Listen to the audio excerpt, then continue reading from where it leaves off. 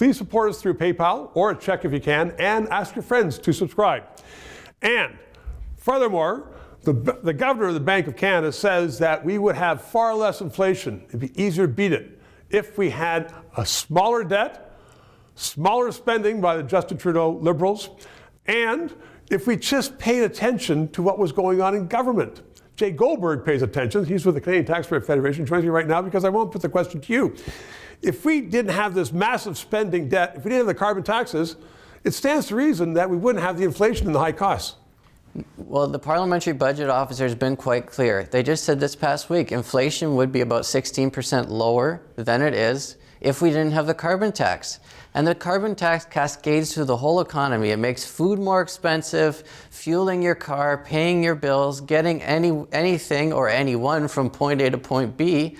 All of that becomes more expensive. So, if some people are just thinking it only happens at the gas pump, that's not true. It cascades through the entire economy.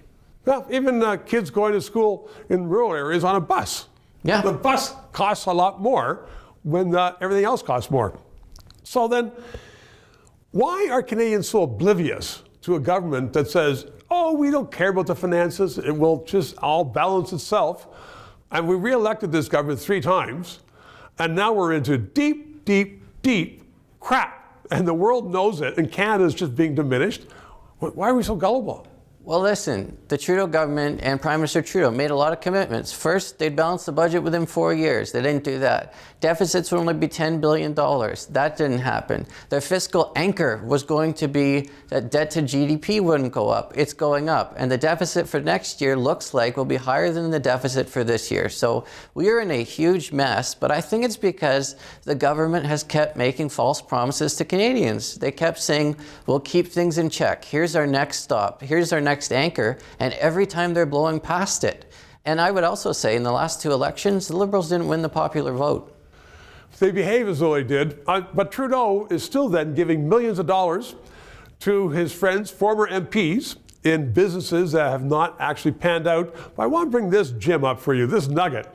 The Governor General, who's been criticized since she took office, and I defend her at the start, I said she's not used to this, but now she's doing it years later, spending like a fortune, $8 million for some sort of garage at Rideau Hall. If you can't find a contractor who can't get you the garage done for less than $100,000, then let me tell you, you don't know what you're doing. And it sure seems like there's a lot of folks in Ottawa who don't know what they're doing. Well, I guess when you have also the estimates of 24 Sussex being redone, 60 million, 50 million, if you can't build a house or a grand house for 10 million, who are they consulting? Talk to some construction firms in Thunder Bay or Sudbury and ask them what it costs to do a project like that. Real people who do real work. Jay Goldberg, thanks very much. 3 minutes.